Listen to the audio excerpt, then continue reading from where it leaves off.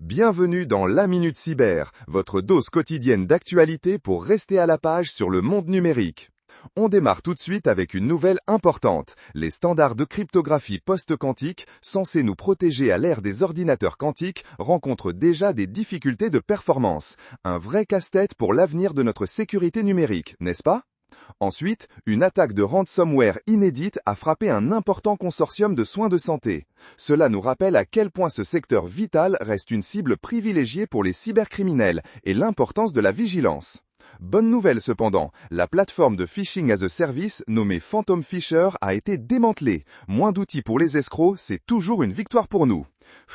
Mais attention, une vulnérabilité critique a été découverte dans des hubs de maisons connectées très populaires. Vérifiez vos mises à jour car votre maison intelligente pourrait devenir moins intelligente aux mains de personnes mal intentionnées. Du côté de l'assurance cyber, les primes continuent d'augmenter et les couvertures se réduisent. Le marché s'adapte ou plutôt réagit à la fréquence et la gravité croissante des cyberattaques. Et encore une opération réussie. Opération Cyber Shield a démantelé le réseau de botnets Dark Frost. Moins de robots malveillants sur le net, c'est toujours bon à prendre pour la propreté du cyberespace. Dans le secteur des infrastructures critiques, de nouvelles directives de cybersécurité pour la technologie opérationnelle OT ont été rendues obligatoires. C'est essentiel pour protéger nos services vitaux comme l'électricité ou l'eau face aux cybermenaces.